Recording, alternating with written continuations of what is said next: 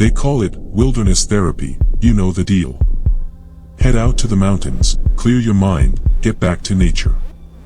What they don't tell you is that nature doesn't care about your therapy. And it sure as hell doesn't care about the rules. Park rangers. We're the only thin blue line between hikers and things that have no business being out in the world. We see things that break your brain, things that the official reports always chalk up to wildlife encounter or exposure. But we know better. These are the stories they don't teach you in Ranger Academy. 3 incidents that prove once you step off that paved trail, you're on your own. And trust me, after you hear these, you won't be looking at the trees the same way again.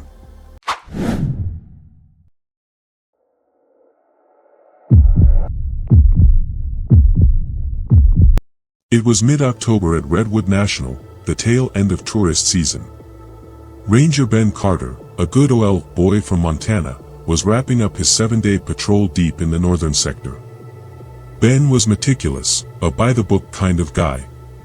He was just doing a final sweep of a section of trail known as the Whisper Loop before they closed it for the winter.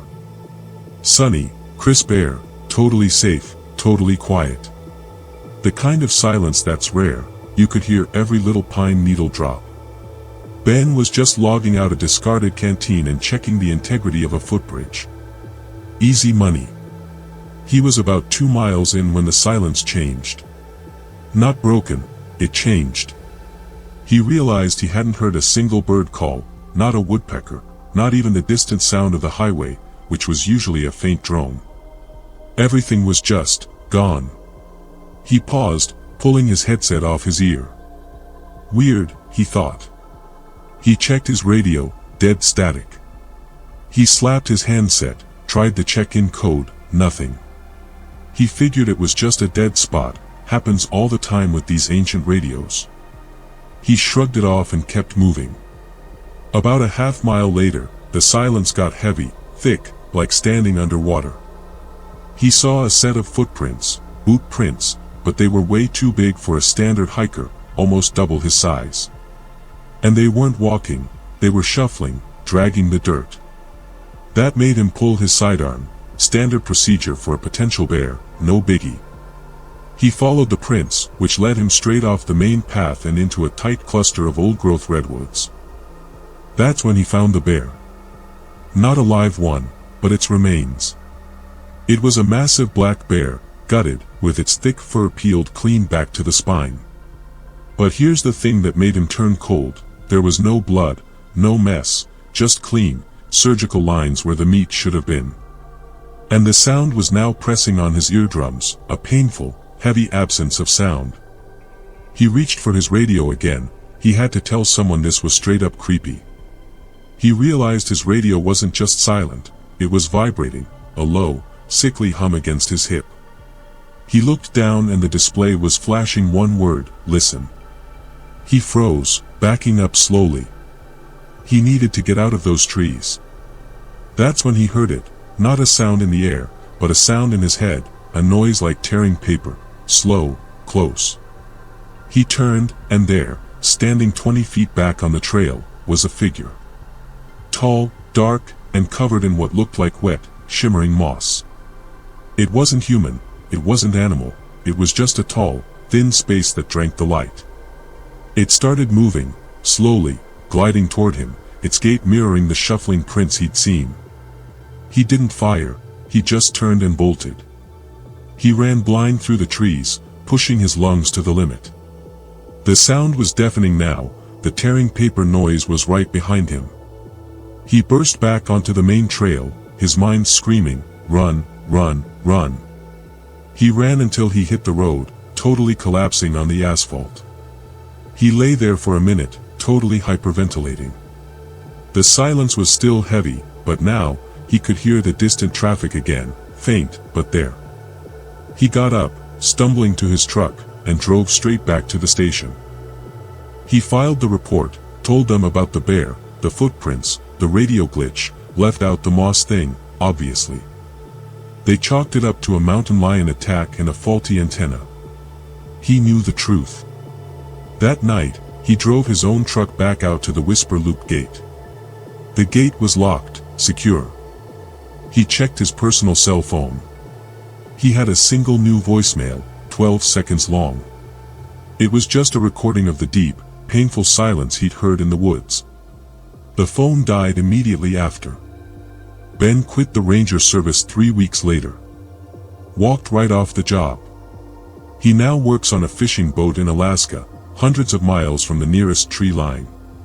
But he told me that every time the boat goes quiet for a few seconds, when the waves are calm, he feels that sound return. And every time it happens, he rips his radio off his belt, terrified that the display will flash that one word again, listen. He knows that thing isn't stuck in the redwoods, it's just waiting for the next quiet spot. This happened out in the Pacific Crest Trail, near the Washington-Oregon border. Ranger Julia Chen was working the high-altitude sector, a rough gig, but she loved the solitude.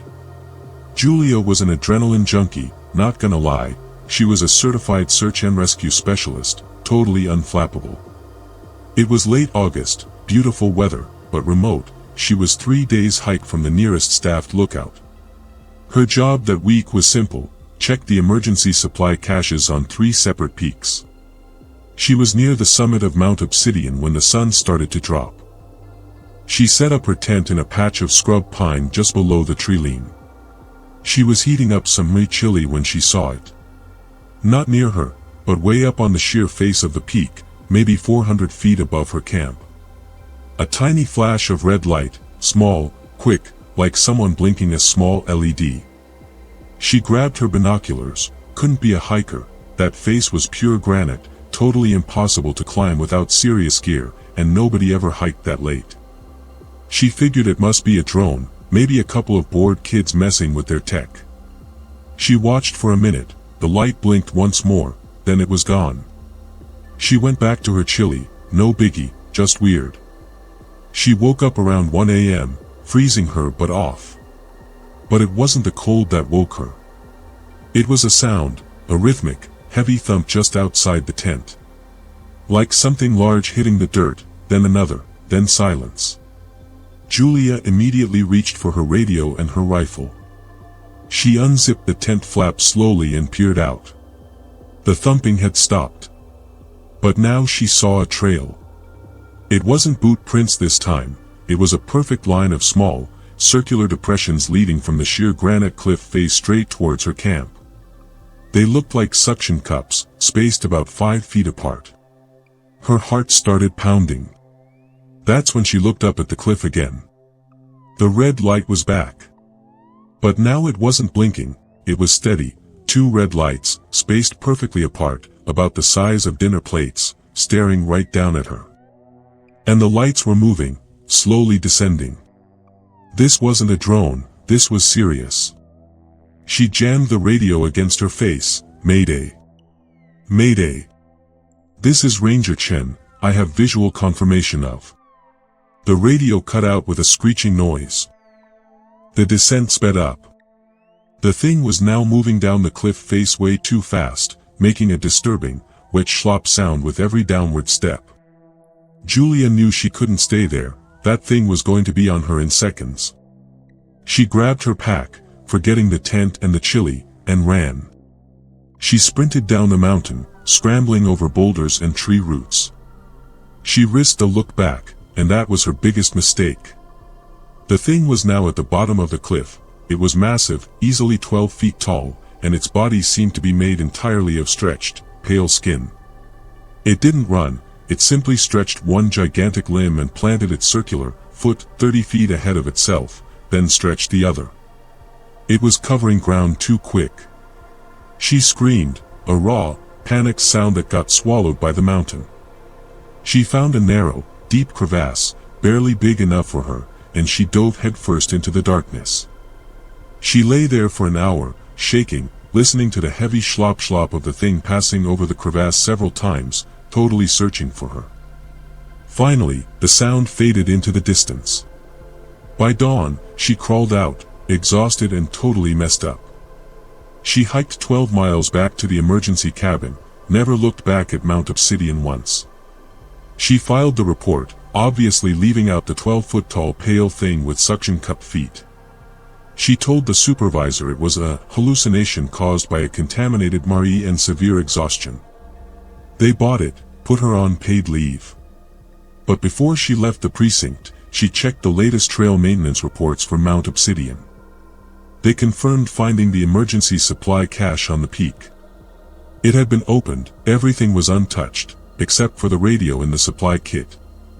The report noted the radio was found with a single, perfectly circular indent pressed directly into its speaker grill, like something had been trying to listen in. Julia works a desk job now, issuing permits in the city. No more woods for her. She told me that she can still feel the cold sweat whenever she sees a red light in the dark. But the worst part, man, she avoids all glass doors and reflective surfaces. Why? Because she said she once caught a glimpse of her own reflection walking away, and for a split second, she saw her shadow moving not by walking, but by taking giant, 5-foot-long vertical steps. She knows that thing didn't stay on the mountain, it just copied her gait and walked right down into the world.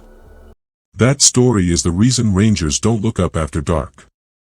If this kind of intense, relentless horror is exactly what you're looking for, then do us a favor and smash that subscribe button. We drop new nightmare fuel every single week. And tell us in the comments, which mountain range are you never hiking again? Now, let's get into the third, and maybe the most disturbing, final ranger story. This story comes from Ranger Dave Miller, working solo in the deep swampy woods of the Everglades National Park. A whole different kind of creepy. Dave's routine patrol was mostly checking for illegal fishing traps and monitoring the alligator population. It was humid, straight up oppressive, and totally quiet, save for the buzz of bugs and the constant croaking of frogs. Dave was used to it. He was a local Florida guy, knew the swamp like the back of his hand. He was heading toward an ancient logging path that hadn't been used in 30 years. He stopped his airboat when he heard it, a faint, high-pitched whistling sound, carried on the damp air. It was a clear, perfect whistle, like someone calling a small dog. Dave frowned. No hikers, no boats, no roads nearby, nobody should be out here. He pulled out his standard distress whistle and gave 3 short blasts, the universal signal for, "Are you okay?" Silence. He waited 2 minutes. Then, the sound came again, exactly the same pitch, but this time, it was definitely closer. He decided to ditch the airboat and follow the sound on foot. He followed the whistling for about an hour, pushing through sawgrass and hanging vines. It wasn't loud, but it kept moving, always staying just ahead of him. That's when he noticed something wrong with the ambient noise. The frogs had stopped croaking. The insects had stopped buzzing. The swamp was dead silent again, just like the redwood forest, but heavier, wetter. And then he heard a new sound, mixing with the whistle, a faint, muffled voice, crying. It sounded like a kid, maybe 7 years old, shouting for their mom. Dave immediately switched to search and rescue mode, adrenaline pumping. He called out, "Ranger Miller. I'm coming. Keep shouting." The crying stopped instantly. In its place came a horrifying sound, a distorted, guttural imitation of his own voice shouting, "Ranger Miller. I'm coming. I'm coming." The imitation sounded wet, twisted, and totally wrong. Dave froze, his skin crawling. This wasn't a lost child, this was straight up a trap. He raised his rifle, spinning slowly in the dense foliage. The whistling returned, right beside his left ear, piercing, painful. He stumbled back, crashing into a thick mangrove root. The child's crying started again, but now it wasn't pleading, it was mocking, a high, manic giggle that echoed all around him. He realized the sound wasn't coming from one source, it was everywhere, echoing off the trees, the water, the air itself. He looked up and saw a cluster of old, rusted tin fishing lures hanging from a low branch. He pointed his flashlight at them, and as the light hit the lures, he heard a final, chilling sound, the distinct click of his radio turning on, followed by his own recorded voice from earlier, calmly saying, "Ranger Miller, 3 short blasts." He didn't stick around. He dropped the rifle, didn't bother looking for the airboat, and ran through the swamp, relying on instinct alone to guide him toward the highway, not caring about the mud, the gators, or the snakes. He just had to get out of the sound. He ran until the constant roar of passing semi-trucks finally drowned out the echoes in his mind. Dave stumbled out onto the main road, totally covered in mud, barely able to breathe. A passing driver picked him up and drove him back to the main station. He was questioned, his incident logged as equipment loss and severe dehydration, naturally. His supervisor found the airboat 2 days later. Everything was there, untouched, except for his high-powered radio and his personal distress whistle. They were missing. But the supervisor did find a small, rusty metal logging tag nailed to a tree near where Dave had abandoned the boat. It was marked with a single, crudely drawn symbol that looked like a stretched human mouth. Dave knew they hadn't lost their equipment, that thing had taken it to call someone else. Dave quit the Everglades and moved inland. He works construction now, loudest job he could find. He wears industrial-strength earplugs constantly, even when he sleeps, no joke. Why? Because he told me that sometimes, when a truck backs up and the air brakes hiss, or when the drill hits pavement, he can still hear it. That tiny, high-pitched whistling sound, always coming closer. And every few weeks, his doorbell rings late at night, but when he opens the door, there's nobody there. Just a brief moment of silence before he hears a faint, wet voice coming from the shrubs, perfectly imitating his wife's voice, whispering, "Are you okay?" He knows it's always listening, always waiting for the next quiet spot to play a sound. That's it, man. 3 reminders that the woods are not empty. These things are real, they wear down the best of us, and they don't stay in the park. If these 3 Ranger horror stories send a chill down your spine, then do us a huge favor, hit that like button. Sharing this video helps keep the lights on and lets us bring you more terrifying stories from the dark side of the map. And if you haven't yet, subscribe to Horror Spot, because the forest is waiting, and we'll be here next week with a whole new batch of reasons to stay inside.